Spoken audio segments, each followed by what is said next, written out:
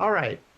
So welcome to the photo topic this week. And as you probably saw from the announcement, the topic this week is camera stores. And then I added haunts, hangouts, and jobs as ways of thinking about the importance of them in the history of photography and photo stores. So for those of you who haven't joined before and those who have, just a reminder, I'm going to give a brief presentation, very brief today, because I did ask two guests who I've got Ross Kasovitz from K&M Camera and Jeff Hurst from PhotoCare here. So I want to get to them sooner rather than later. But I'm going to go through a brief presentation. So just hold any questions you might have till after that. And then we'll speak to Jeff and Ross, and then open it up for everyone to discuss after that. So I am going to share my screen here and run through some stuff. Let's see, here we go. I'm starting off with a little bit of sad news, but I just wanted to mention one of my former teachers from the School of the Museum of Fine Arts, Carl Sesto, passed away just this last Wednesday. And he introduced me to a lot of things in photography, but even more so, he taught me how to run this Heidelberg GTO press that they had at the museum school, which wound up getting me the job with Rob Steinberg, who introduced us, and doing iris inkjet printing, and from on and on and on. So Carl was incredibly generous and an amazing teacher, and was sad to miss him. So I just wanted to give a little shout out to Carl at the beginning. And the idea of camera store, of course, I'm not talking about, the camera store in the mall or the ye old camera store, but I'm talking about like the great stores, the professional stores that really had an impact on people who are taking photography seriously.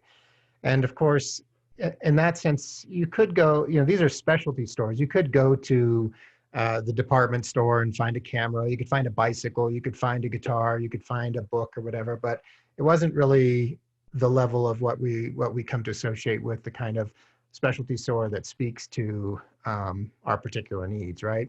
I mean, anytime I move to a new town, you got to find the good bookstores. You seek them out, and you're looking for the places that people are actually passionate about books.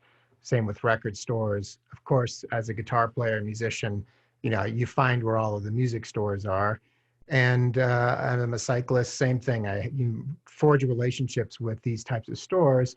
And the camera store is no different. When I was at the museum school in Boston in the 90s, early 90s, the sort of biggest store in town that everyone who was very serious went to was E.P. Levine's. Sadly, they moved and now they're out of business.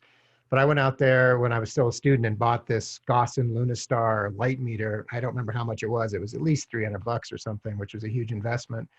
But it was a trek to get out there. And just by going out to Levine's and the other students who knew about Levine's, that was sort of like a sign that you were serious about things, because you were seeking this place out. It wasn't easy to get to, right?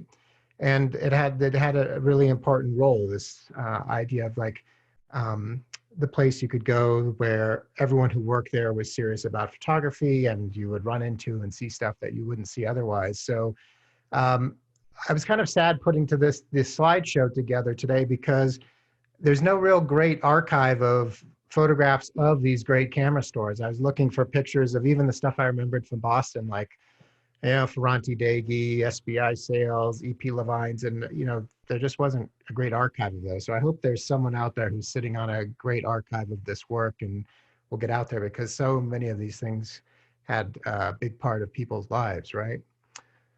So when I think of the photo store in that context of the kind of place, it's not the place that you had to go, but it was the place that you wanted to go to, right?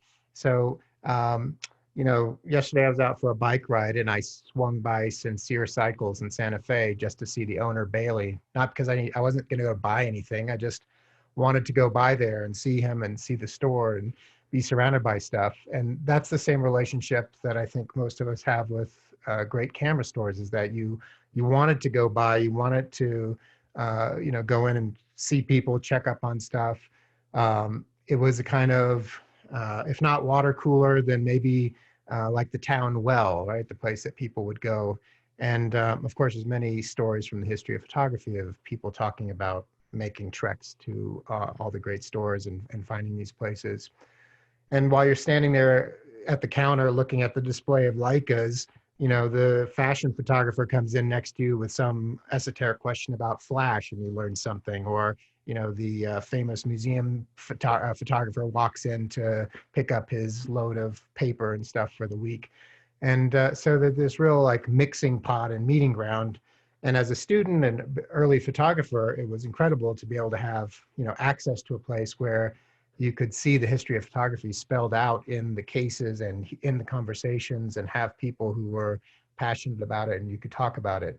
And I think one thing that really distinguishes most of these types of stores from the rest of them is that, and which is why I really wanted Jeff and Ross on, is that the owners are passionate about photography, right? So it's not just, coming into a retail store, but that the owners want to have a relationship with photographers. The owners are there trying to help you solve problems. The owners are photographers, so they're not just speaking esoterically about something they've read in the manual, that the marketing material from the vendor, but they've actually gone out and used it themselves, or have stories from when that first hit the market and all these sorts of things. And that makes a big difference, is that you're going in there and you're going into this environment that fosters this part of your artistic practice. Is you're going somewhere where it's sort of like sacred ground in a way, I think. And the best of those stores, it's like that scene in Cheers when Norm comes in and everyone's like, Norm. It's the same sort of thing of going where people know your name, know what you're up to, and can help you out and can think about ways of connecting to the things you're interested in by pointing things out that you might not otherwise have known, right? So I also think of the camera store as more than just a store, but also a little bit of a museum, right? I used to go to Lens and Repro just to look at the large format cameras and the wide range of things they have. I know I've gone many times into PhotoCare looking through at the little variations in some of the Leicas when I was thinking about buying, if I should buy an M4, if I should just get an M6. And there's something about going in there and seeing the history of photography spelled out literally in the cases and in the knowledge of the people who are there. So, also this, I couldn't find a picture of a more contemporary store, but these stores also had a great collection of books and magazines. And sometimes it was about going in and maybe you weren't going to buy any film, or maybe you're picking up a box of paper, but then you're also, flipping through Popular Photography or Black and White Photo or View Camera Magazine or any of these sorts of things. And there was, again, leading to this idea of a place that was speaking to the larger interest of the photographer, and a place that had some extra special nature to it. These things really had that kind of a spirit. And I was also thinking about, this is Central Camera in Chicago. Now, I don't know if this is 100% true, but they claim this is the camera store that Vivian Maier used to go to and spend hours talking to the owner and doing stuff. And when Vivian Maier's work first came out and was, so sophisticated and had all this these photographs that were related to other photographers' work at the time, everyone was kind of blown away, like, oh, how could this woman who was taking care of kids have, such sophisticated equipment? I've got a Rolleiflex next to me. Of course, she famously was using a Rolleiflex and Leicas. And it's because these camera stores were kind of like the schools. They are like this place of this thing of knowledge. And if she was spending hours in there talking to the owner, she was also seeing the book. She was also, being exposed to photography, and was obviously part of her sophistication is the fact that she had a relationship with a great camera store like this, right? Now, of course, we've got the internet now, and you can find every little esoteric thing on eBay. I just searched for like Russian viewfinders, and boom, comes right up. But the thing about a really good camera store is that it's not just searching for the thing you already know about that you want to find. It's like going to the library, where you might be going in looking for one thing, and then next to it is the other thing. Or as you're describing the thing you're looking for, Jeff says, oh, well, have you ever used this? And pulls out something you never heard about before, right? So there's this other value to it that has nothing to do with just finding things online and satisfying this kind of shopping urge, right? Um, and I spoke to Tom Roma, who he like ran through the list of all these great New York camera stores. Of course, many of them are gone, but I just thought I would just uh, talk about how there's so many photographers that have this thing in their past of talking about these incredible stores that were part of their life, and there's some of them still around, which is again why I have Jeff and Ross on. This is a photograph from Willoughby's, which was one of the largest stores, especially in the 60s. And then they wound up combining together with Peerless in 1963 and became Willoughby Peerless, which was sort of, they're bigger than B&H is. I mean, they were huge. Of course, B&H has, computers and all this other stuff, but they were just camera equipment. So there were the huge kind of crazy places like this, but and Calumet that was all over the country, but coming from Chicago and everything.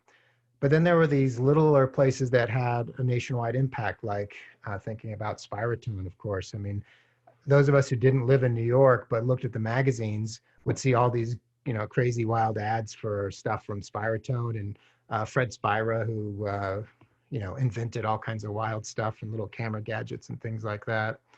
Um, just pouring over these ads for 47th Street Photo and Olden kind of connected you and made you think about the possibilities of what were out there, but not the same as being able to go in person. So I was always kind of jealous of people that lived somewhere with great stores. Olden camera, I think a lot of people speak about Olden because here's a picture of Ouija and Olden camera. Bobby Olden was kind of famous for buying photographs from photographers or doing photographs in trade. So I know some people would get prints from Helen Levitt and bring to him. I know, it was the sort of thing that you could work out this whole trade of prints for equipment, which is kind of incredible. I'm not sure what happened to that collection. Maybe someone on here knows about it. And then, of course, Marty Forscher, who, everybody knew who Marty Forscher was. And, if there was any kind of specialty equipment you needed or a little thing to be modified, and all of the other camera stores had relationships with him. And so you would have there was this whole other level of this kind of, what's the word I'm looking for? There was this whole other network out there available for photographers, right? So of course, Lens and Repro I mentioned. There's all these great camera stores I couldn't find pictures of. Here's a picture of K&M's old location, which I thought was fun to show just because of the spray paint mural there with the K&M and K&M Rentals taking a photograph, which I thought was pretty hilarious. But the places like K&M and PhotoCare, so I mean, I'm so glad they're still here, but they also, they were part of this kind of era, this transition and the stuff that came out in the 60s and the 70s and has carried on. Peter Kasowitz, Ross's father, who I also know as Itzik, they had this location over by SVA, and of course, photo education in the schools grew up. That became such an important part. Maybe we'll hear from Michael Zahn and Ted Baranzon can talk about going in there. I went into the SVA location several times before they switched over, and one time I went in to get D76 or something, and maybe they were out or something, and Itzik gave me a long talk about how I should be using Xtol, and it was much better, and that was about 20 years ago, and I'm still using Xtol today. So that had an effect on me. But he's a real connoisseur of photography, and people went to him. I expect to see, whenever I'd be at an opening, a photo opening in the city, I kind of expect I'm going to run into Jeff and I'm going to run into Peter. And, it's more than just the vendor, a person owning a store somewhere that you happen to see every once in a while. It's like, again, about this idea of going in to be with people who are really interested in photography and part of that whole world, right? What else did I want to say about him? They used to have great book signings. I'm sorry I missed some of them at K&M, where You'd have Lee Friedlander, Danny Lyon, Robert Frank, people coming and doing book signings.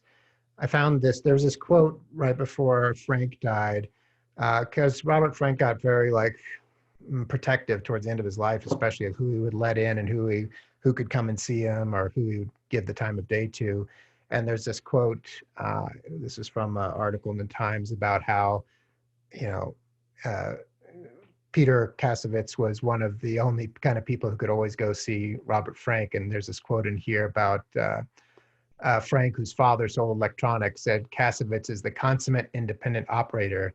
He doesn't go by others' rules. He just runs things in a way he believes. And if you go back and look at his Instagram feed, Peter Kasovitz's Instagram feed, you'll see all kinds of amazing pictures of Robert Frank, some of him just like hanging around without his shirt on and stuff. So obviously they were very familiar with each other. It was kind of cute. And then PhotoCare is, if maybe K&M has got more students and more people kind of hanging out in that kind of era of it, then PhotoCare is like the place you go where you're going to run into all the pros who are really working on things. And, I expect that's the place I expect to constantly run into people. Of course, with the rental place next door, it becomes so important. So I had these photo show slides up because we're going to talk to Ross and we're going to talk to Jeff, but you should definitely go listen to these episodes of Michael's real photo show, where he does a more extended interview with Peter and Jeff, and they're definitely worth listening to. So here's the episode that Jeff was on, which I'm also on. And there's a picture of Jeff, which he's on, so we don't need to look at it for too long. But the last thing I wanted to say before switching off my slideshow and going to talk to those guys is that, again, I think that, we could talk about, someone mentioned, Rob was talking earlier about the photo breakfasts that that we used to get to go to with the Photo Expo that Jeff hosted. And it was incredible. I would often be sitting like, Marielle and Mark would be two down from me, Friedlander over to me, and then the vendors, I'd, got someone from Ilford there and someone from Gitzo, and it was this kind of melding of the things in a way that was kind of hard to duplicate any other way. So I think it's really important that we support these places and keep them going. And I know internet era and everything else, and the Amazon and et cetera, but just now with the pandemic and everything else, it just seemed even more timely to talk about this and try to protect so that we don't lose, here's Ferranti Daghi and Harvard Square, which is gone, but we don't want to lose all of these things. And we still want to stay connected to this part of the history of photography. So that's my quick presentation, just to get us all thinking about how important these places are to us. And I thought before we just go into general questions and stuff, I'd want to ask maybe Ross, if you want to go first, and then we'll ask Jeff, how you guys feel about still having these stores and being part of this community for so long, and what you're doing to survive this era of the pandemic and everything. Jeff, you want to go first? I can't hear. Hello? I think we volunteered you, Ross, but first? Sure, why not? Sure. So what was the question? Sorry, Kai. Well, I mean, maybe you could just talk about what you guys are doing now to keep going during this time, but then also maybe just talk, what does it mean about having like this multi-generational store? Well, clearly most of the people, I mean, Ted Barron I grew up with as a child, right? So most of the people, even Jeff I'm friendly with at this point, most of the people I grew up in the photo business. So it's basically what I've done since I was a child.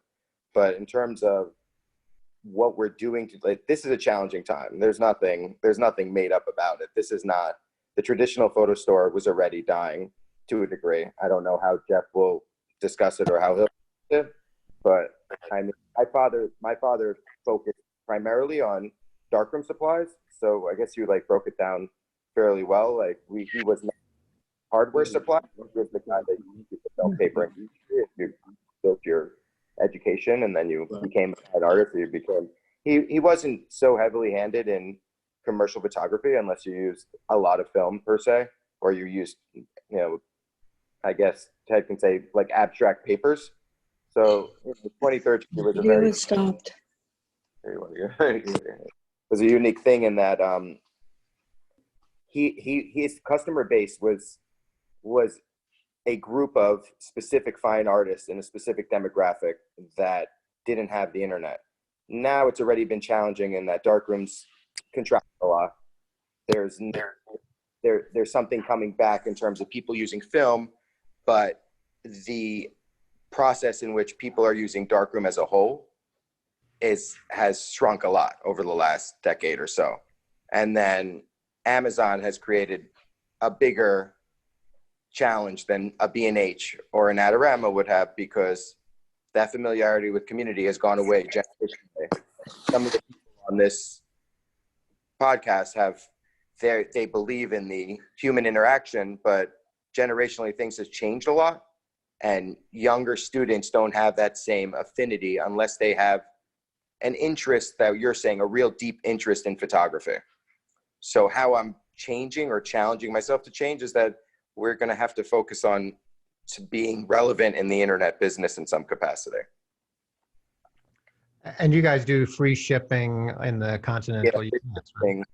Free shipping over $25, and we attempt to do, we're going to attempt to do the curbside pickup, and we're going to attempt to do unilaterally what most of the internet ready companies are. But in terms of the interaction, and I guess you can know by just your dark rooms, right? How do you do social distancing to a degree, right? With the way that you said you interacted with my father and he showed you X-Doll, will that happen in 3 months from now? That's to be seen. I don't know yet, Kai, how that's going to work out. Yeah, that's certainly a challenge. I mean, and I think a lot of people it's not just being in the social isolation where you don't run into people casually and bump into people, but there is the value of what does it mean to go into a place and have that unexpected conversation that is going to be something to hold on to. And as I was saying, it can only happen, of course, if there's a physical storefront for you to go into as well, right? Yeah. From I guess we had a lot of students, right, and educators that came into our location. We had a lot of activity in our store, so it was still a bustling store even today, even with e-commerce it was an active store. And it would be interesting. I mean, some of the educators on here would know a little better. I don't know how the educators are going to react to a student needing to take photo 101 if the darkrooms are open, let's say. Will they be allowed to, or how will they shop? And that is something that probably has never been seen before. So it's hard elementally to say that a student's going to come down with a supply list, like let's say you would have maybe sent some of your students with a supply list. Will they learn photography in that capacity now, or will they buy it on Amazon.com? I don't know.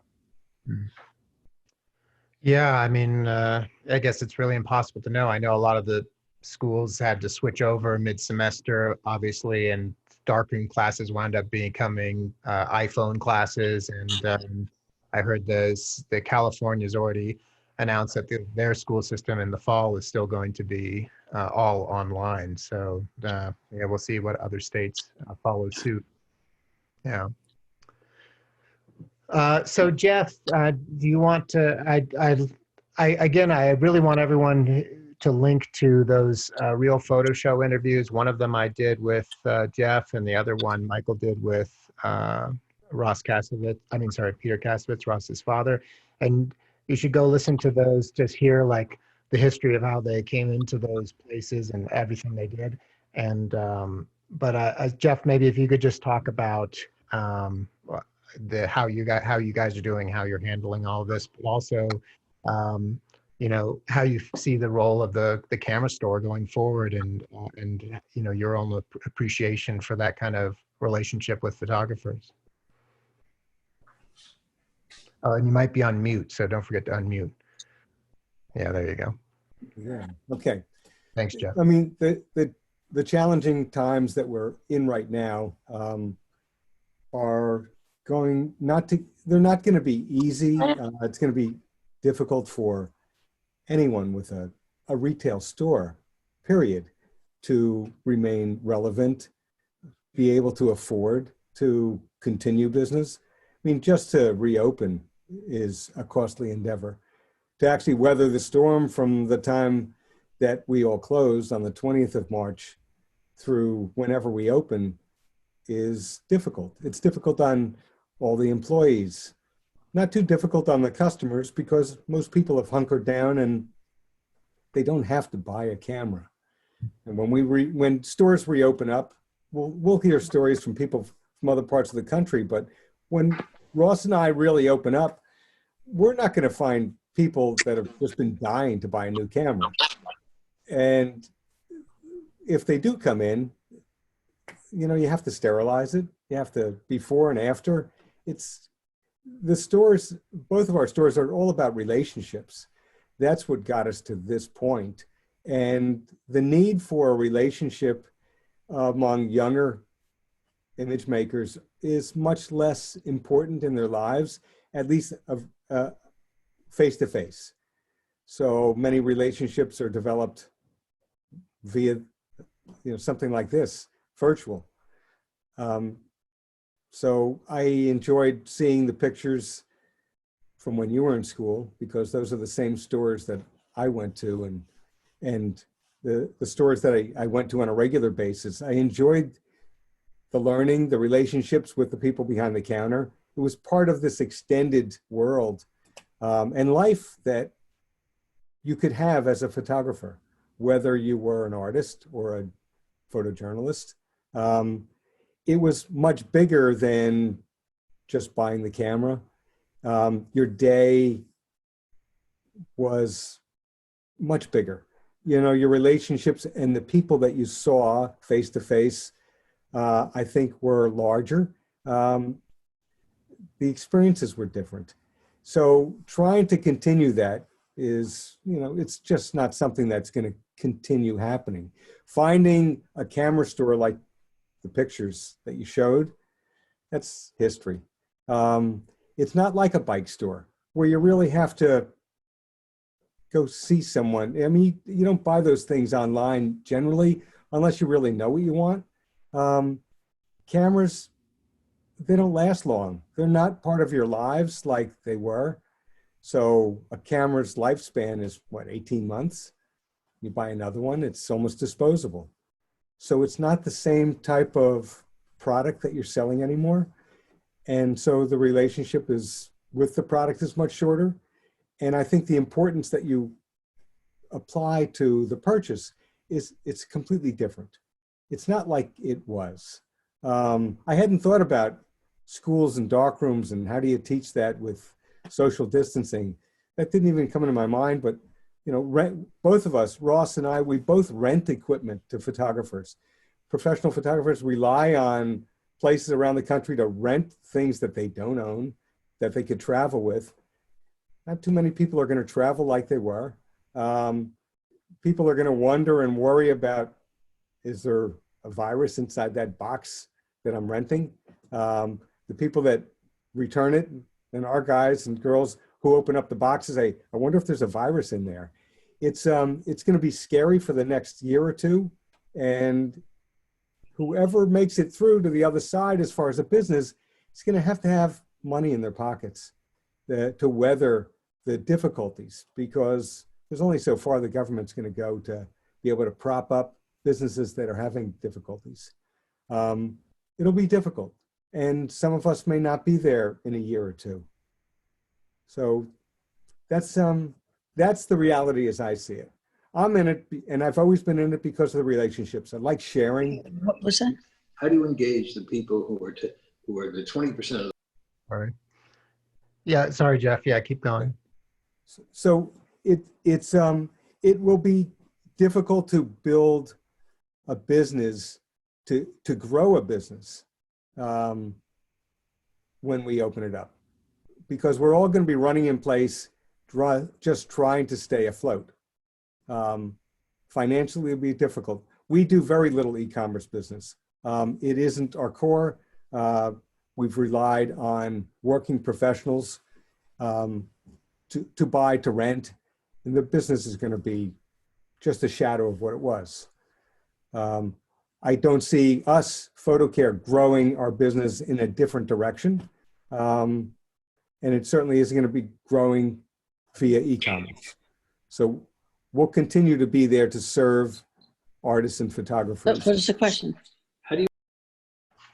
Yeah, I mean, I certainly hope that it is going to be this temporary thing, but as you say, it's also that people's, as the times change and people's habits change, then this is going to have an effect on that too, right?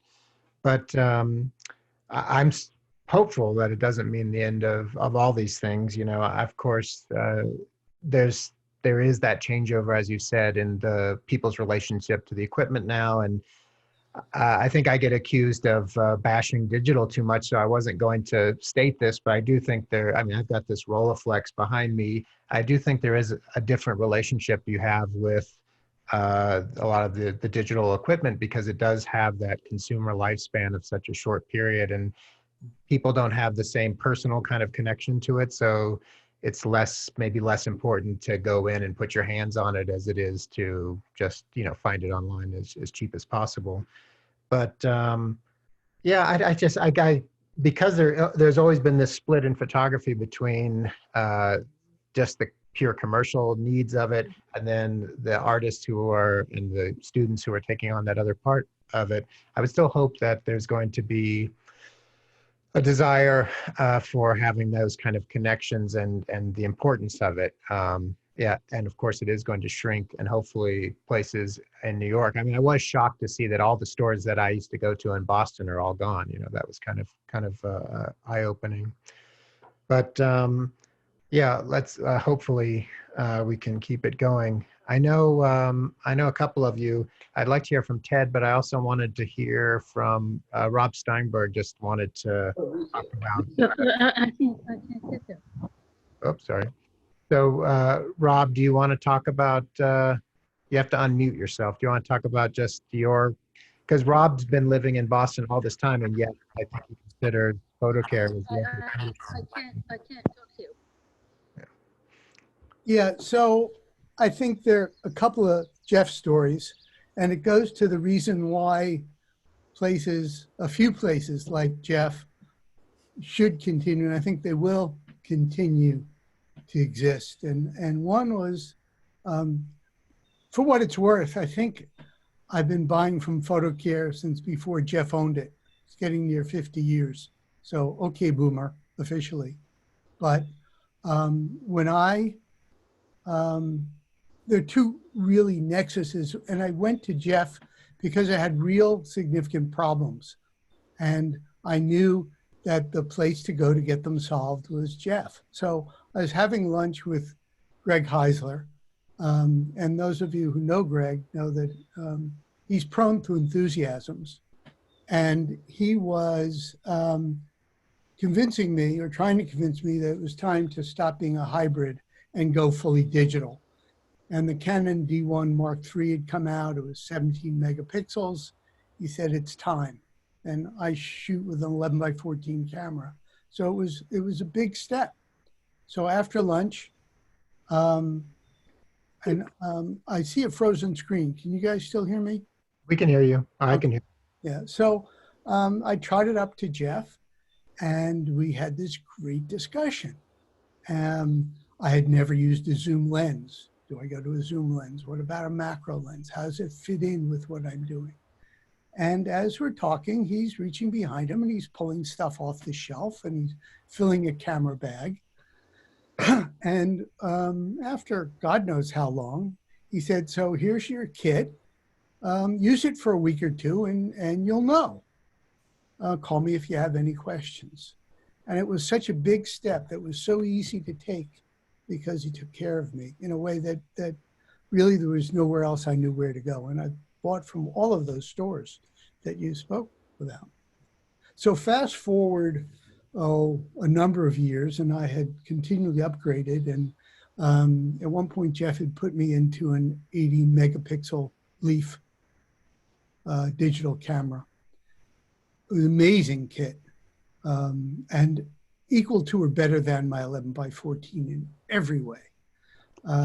So I was in Europe on a expedition, and when I got there, the camera was toast. And the problem with a kit like that is there are not a lot of them in the world under any circumstances. So first thing he did is he tried to find me another camera body in Europe. Couldn't. So the next thing he did is he put a camera on the next flight out. And it's not just relationship, but it's solving intractable problems with a glad heart and a sense of joy that he could help me out. And he's done that time and time again. So the other side of that is I don't ever recall asking him for a discount. Could he do better? Because I think that's my obligation, and maybe he'd give me a discount or maybe he wouldn't, but I don't want to ask because that's my side of the equation to try and keep him in business in some small way. And I don't pay his rent. But just the idea that he's there for me is a security that would be a tragedy if it goes away. And I think the secret to his survival is just that sort of relationship, that Aunt Martha's not going to go to him for her point, shoot, and throw away. Students probably won't go to him because they don't have a real problem, but pros with lighting problems or specialty needs or emergencies, they will always need a Jeff. And one hopes there are enough of him renting stuff, mostly, to keep him around. Yeah, thanks for sharing that. I've heard many stories over the years of things exactly along those lines, which is partly why I also wanted to represent PhotoCare and to represent K&M, because you don't have to know many photographers before you hear these types of stories of, you know, incredible generosity and, you know, going above and beyond. And, you know, maybe part of wanting to talk about that today is also to make sure that when you're explaining things to, you know, people who are interested in photography or getting started, or when you're talking to your students, it's not just about, you know, the history of photography in the sense of, you know, go look at these photographers, but it's also, you know, where did this come from, and how can you connect to people who are helping it to keep going forward, right?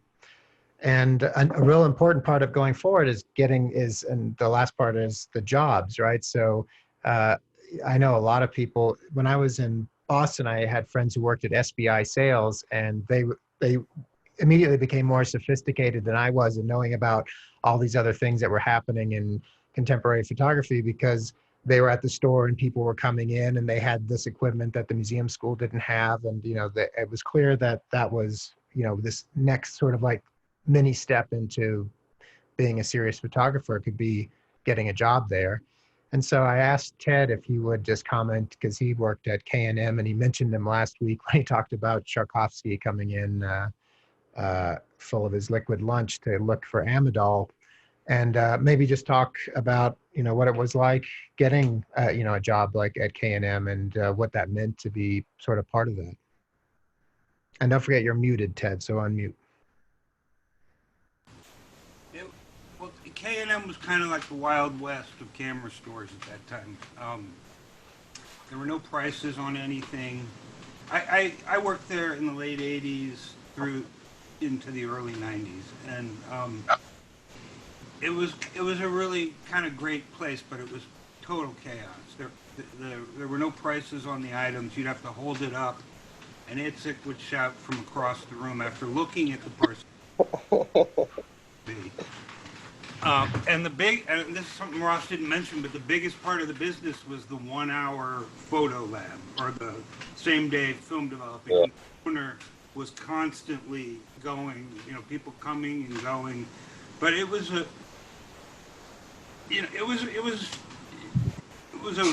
really different kind of cameras. We all smoked and put our cigarettes out on the floor, and it was not. Some people were, very off by the K&M scene. Was not professional, but it was professional. And then there were like a lot of great artists that would just come in off this. One day, Manuel Alvarez Bravo came in with his wife, and so stuff like that would happen. Roy DeCarava, Helen Levitt, Lou Stetner, they were all regular customers, and it was really exciting who might show up on any given day. Allen Ginsberg was a customer.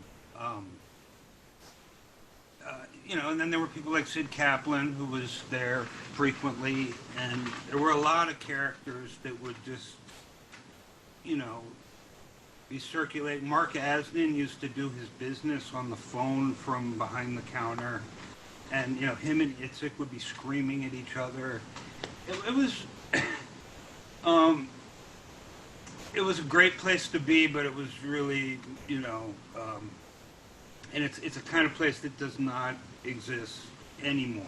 But I was thinking when you were going through the list of great New York camera stores, you forgot to mention Ken Hansen, which was a place where I actually learned a lot. And when I got my first Leica, which I bought through Tom, I had to get a lens, and I went there, and the guy that had written all the literature for Leica, James Lager, I think was his name, worked behind the counter, and he took time with me. I was 20 years old, and showed me lenses and talked to me about the different stuff. And I don't know that you can really get that in too many places anymore.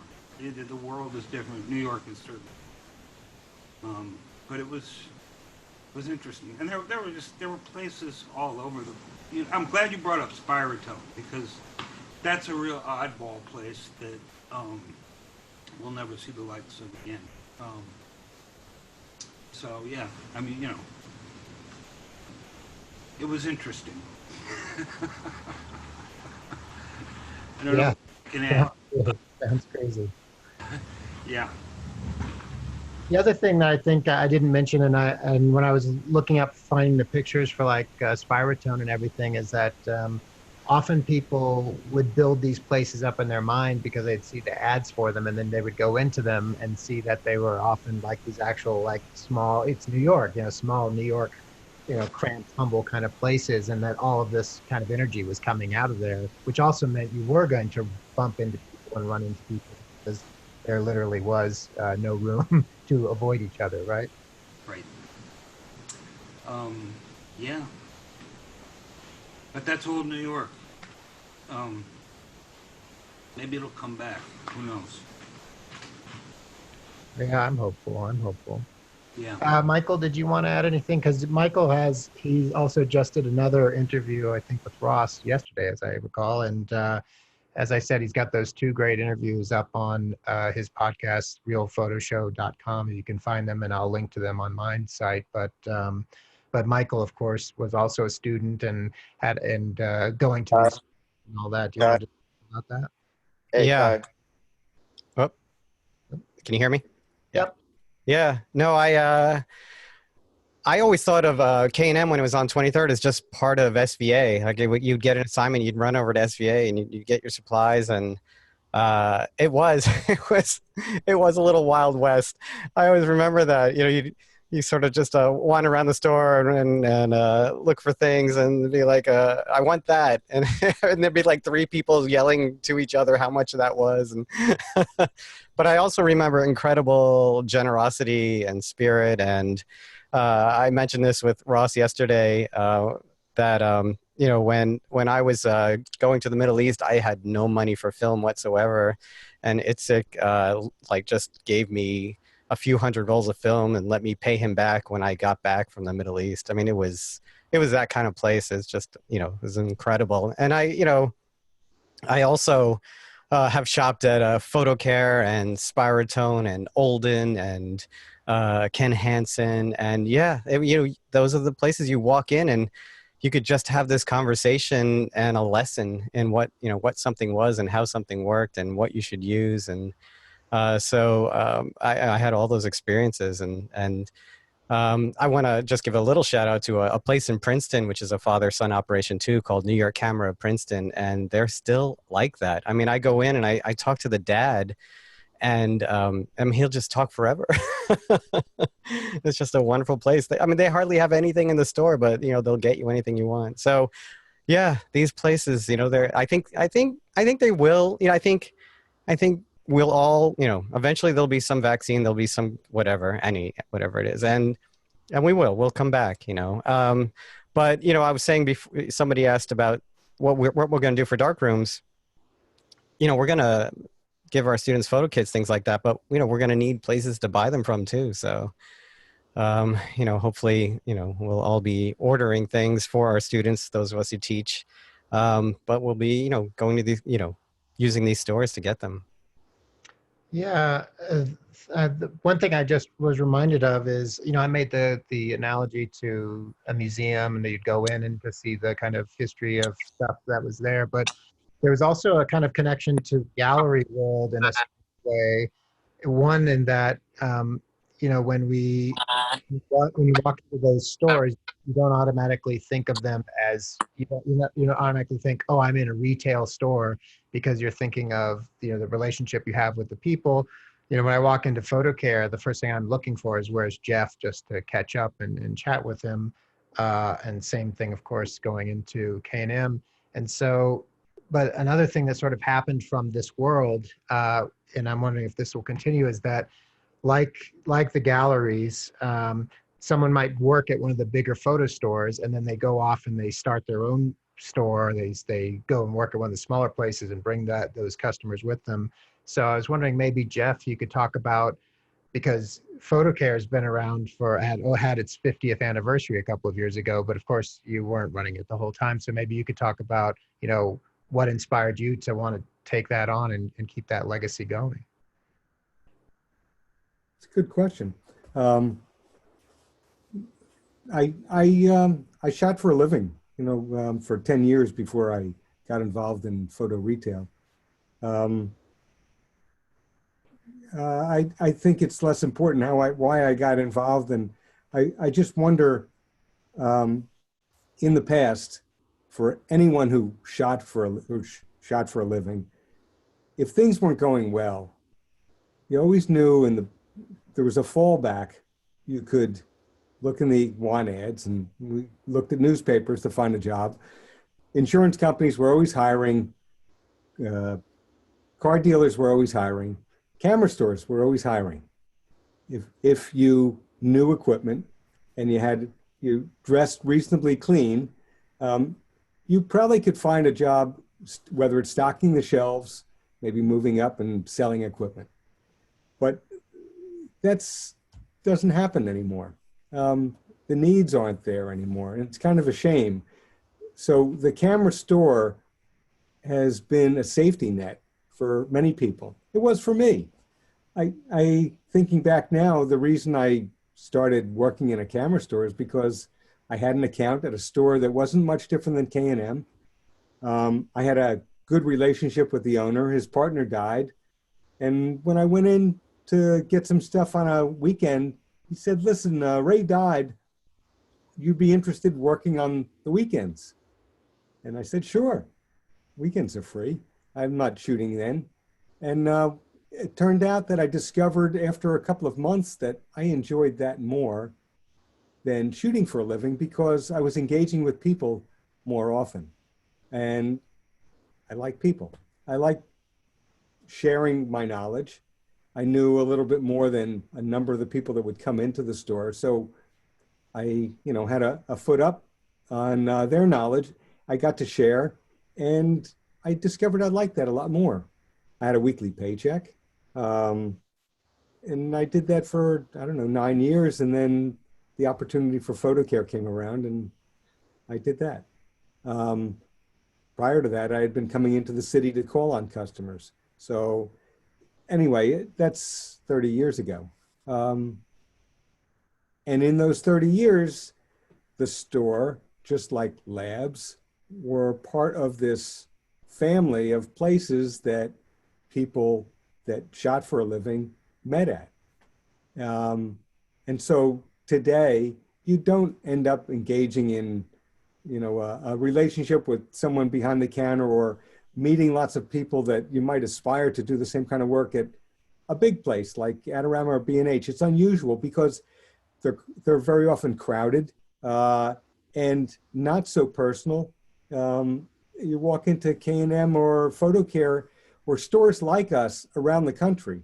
There's one in every state where you feel that. And I just hope that that can continue. We find that we now serve more enthusiasts, artists, people that have retired. More of those buy high-end equipment than pros do. That's a growth area of the store. And that's because the world of professional commercial photography has changed so much. The products that they use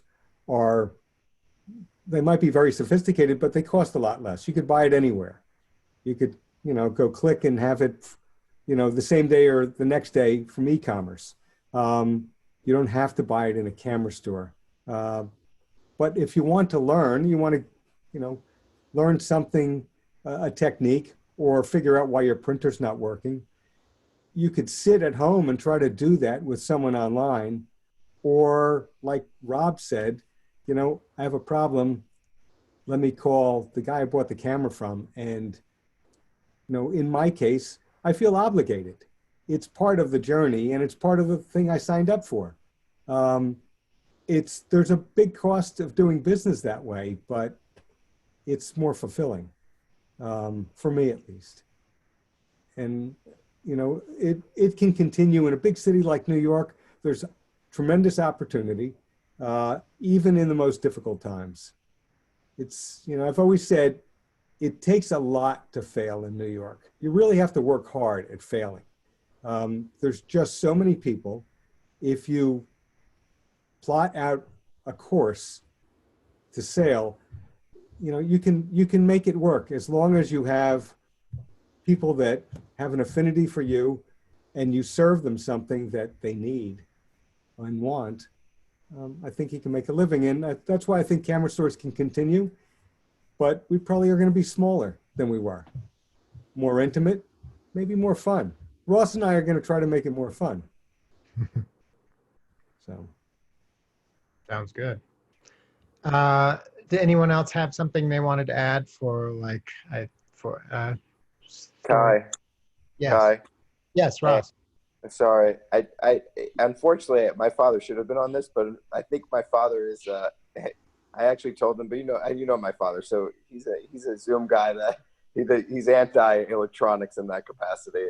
A Zoom meeting wouldn't do well by him for the people that know him fairly well. But I think Jeff is right about the footprint of a store. I think Jeff unilaterally was very successful in the commercial world. I believe, like how Rob said, I mean, I know Greg Heisler fairly well, and I know he's very good friends with Jeff, and I know many people have become very familiar with Jeff through how Jeff has helped them through life and through their careers. It's funny because Jeff and my father were able to be in business in New York for so long, and they did a lot of different things, and they had similar friends. There's a unique thing about Jeff, and this is not being, they're just Jeff and my father are very different in capacity. They very much both understand an artist very differently than I did when I started, but now I have a lot more respect, obviously, for the arts and everything about it. I grew up with a lot of these people just as fine artists, and I knew them as, like, if they came up with the Passover or something, right? Like Robert or one of those guys. And I didn't know them in the capacity of art. Jeff is a true, if I don't know how to explain a story, I can explain a similar story. There's a photographer, his name's Bruce Davidson. He calls every so often, and he only really deals with like Jeff, my father, or myself, as far as I know.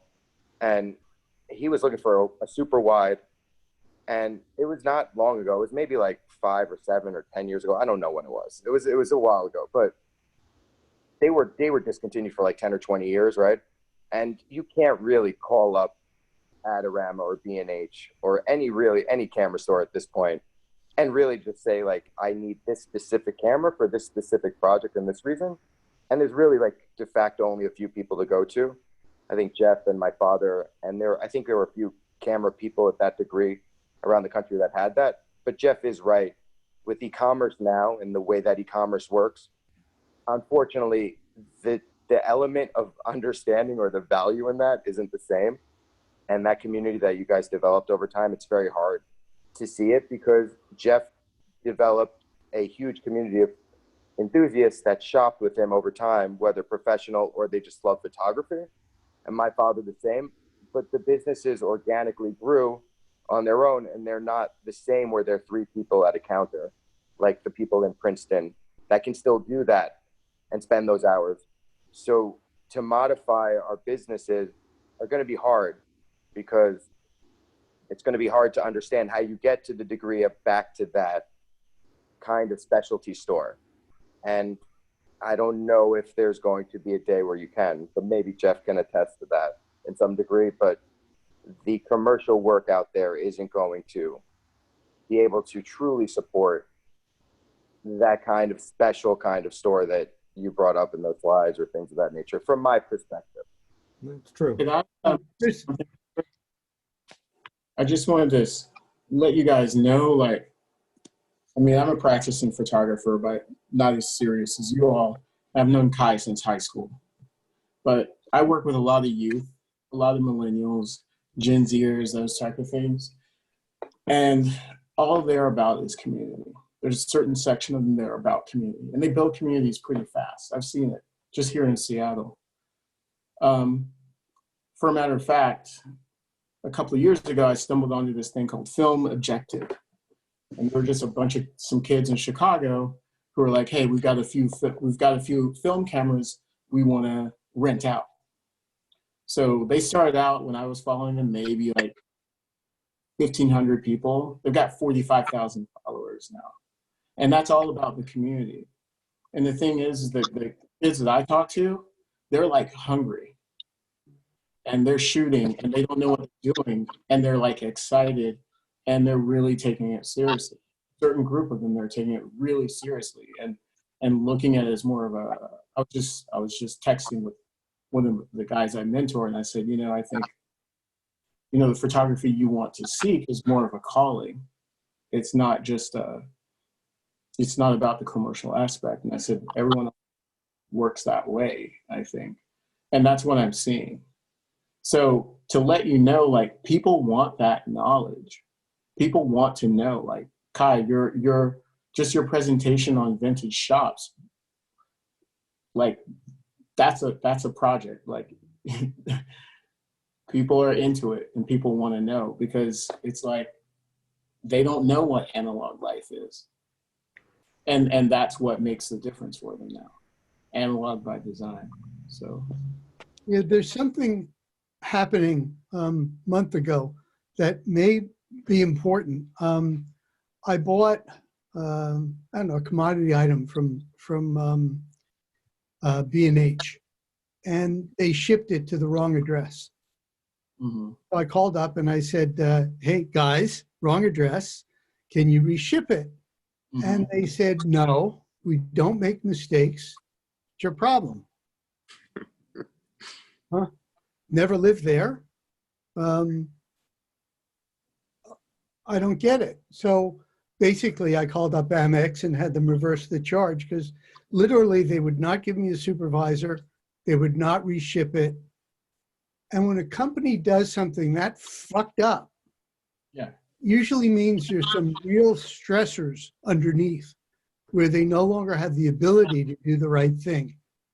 uh-huh. So just like back in the day, 47th Street Photo left the world in a day. Mm-hmm. I'm just wondering what's going on there, because that was beyond stupid. I want to say something, and it's with respect to what Sean was saying, where Gen Gen X, Z, younger photographers are interested in conversing and building a family. And stores might be a place where they might feel comfortable, but in order for a store to survive, there needs to be a certain amount of income derived from the experience. And as much as we all want to be heroes and be nice to people, at some point the cash register has to ring.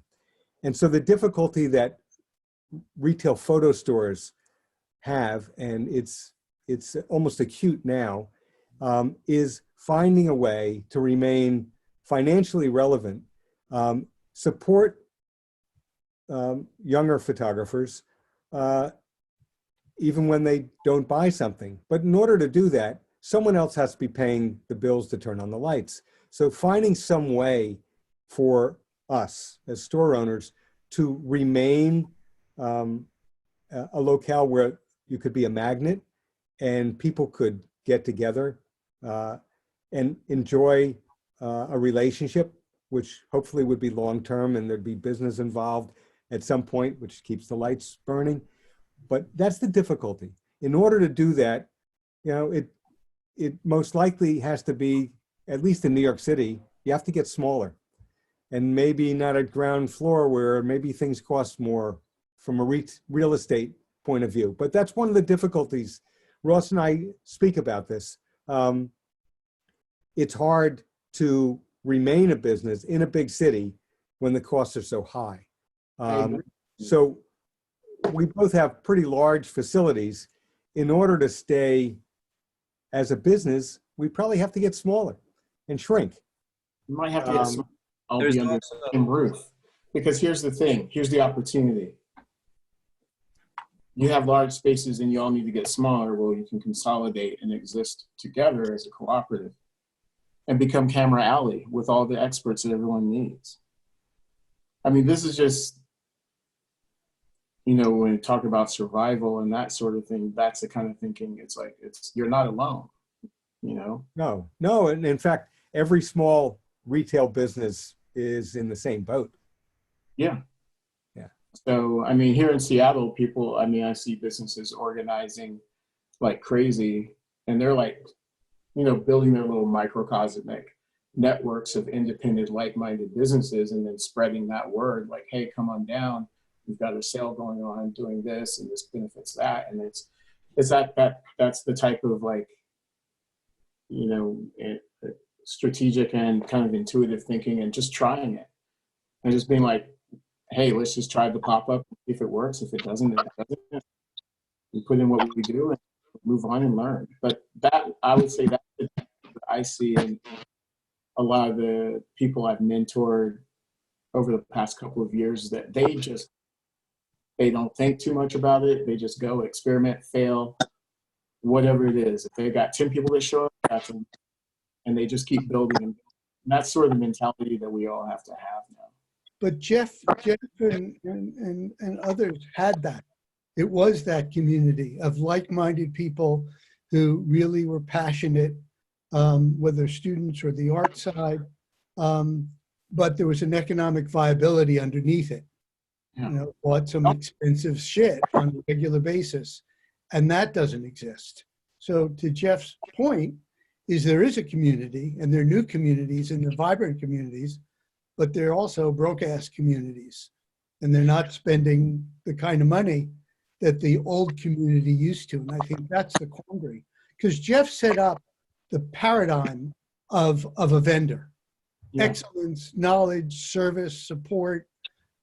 Whenever I hired somebody, I used him as an example of how I wanted to treat our customers in entirely different businesses. I think his problem that people are looking away. I can tell you people are looking for that online and are willing to pay for it. So how do they pay for it? Is really the question. People pay for it through seminars and classes and things of that nature. I mean, it's just that knowledge base that you possess is priceless, and it's worth something.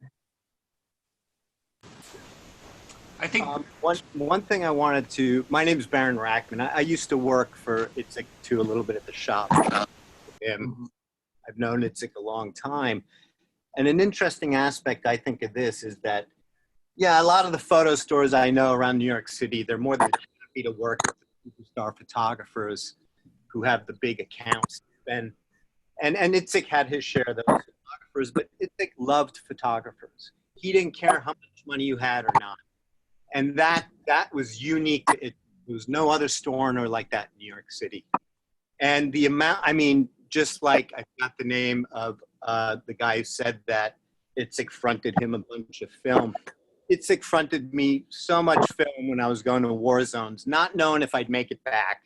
The first time I went, he made me give him 50% up front.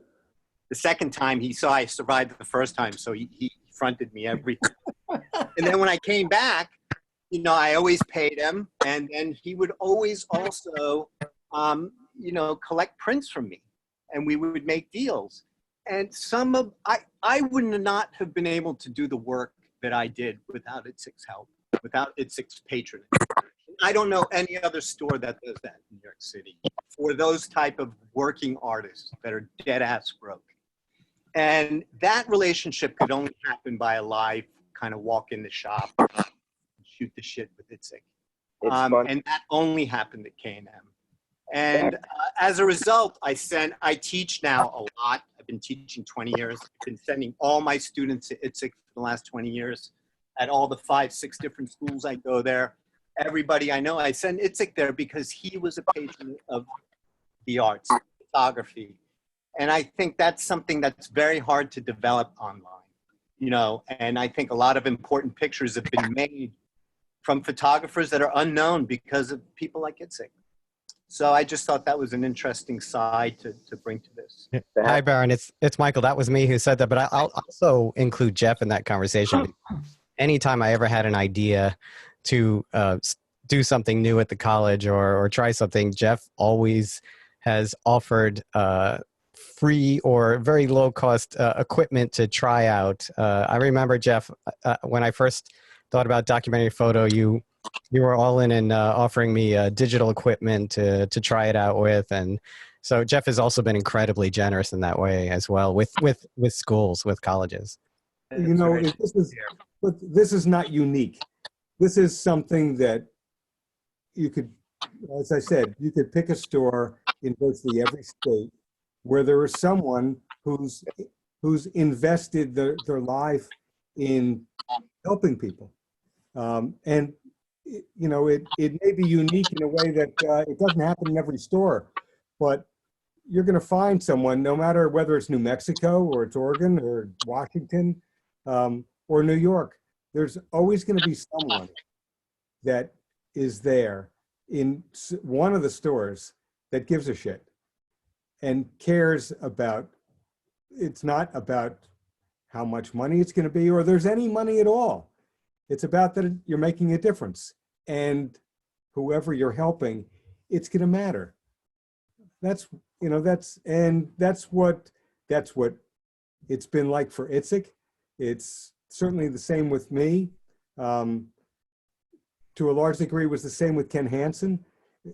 You know, so you can pick a store almost anywhere. There's going to be someone like that cares.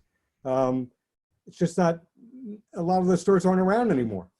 But we are.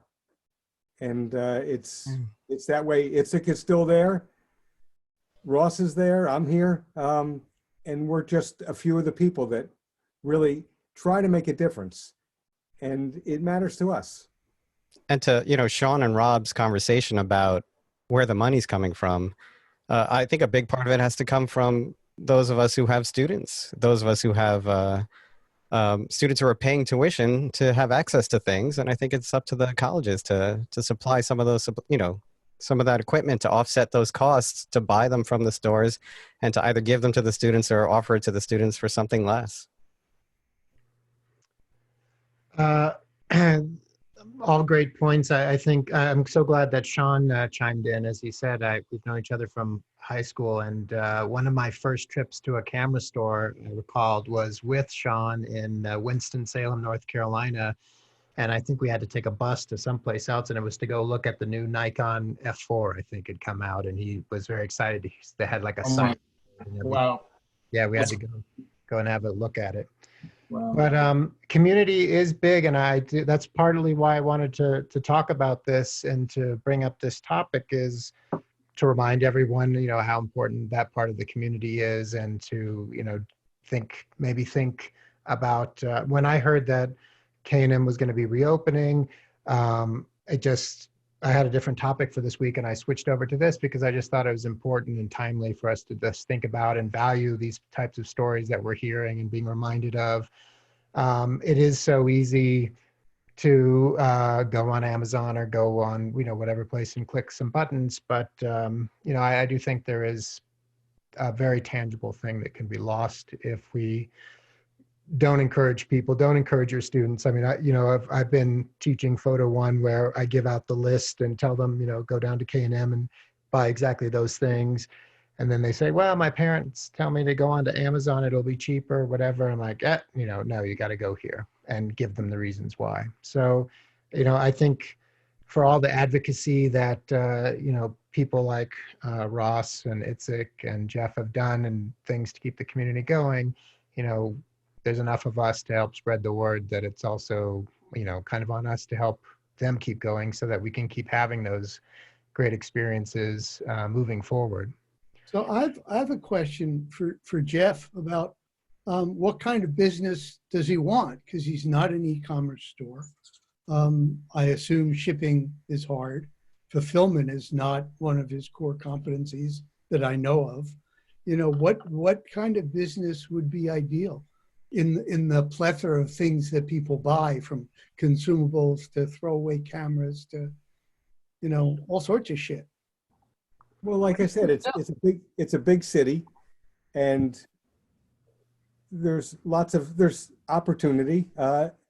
There's growth among the affluent, who aren't leaving the city. Maybe for the COVID-19 pandemic, they've left to their homes in the Hamptons, but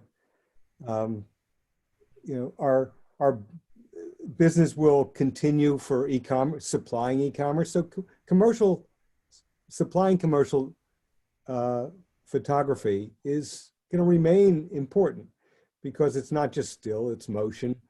We serve image makers. Artists still need the tools. So it's just a matter of scale. We could be more profitable if our overhead was less. So it's about managing that more than anything else, because the people that work for us are passionate about what they do. It's a matter of keeping that tight and making it work for the business that is available. I don't want to be like New York Paper that disappeared.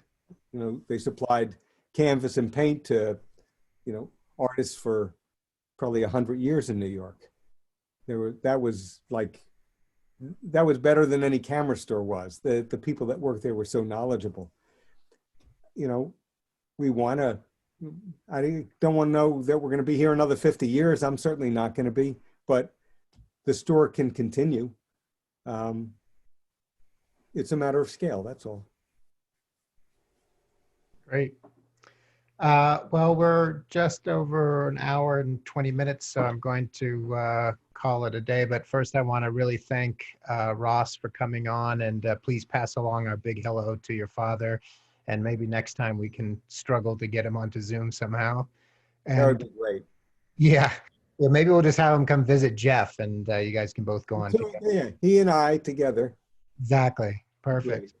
And Jeff, thank you very much for coming on. Pleasure. And for everybody who contributed. And great to see everyone's face again. And please take care, and hopefully see some of you next Saturday on the Photo Topic as well.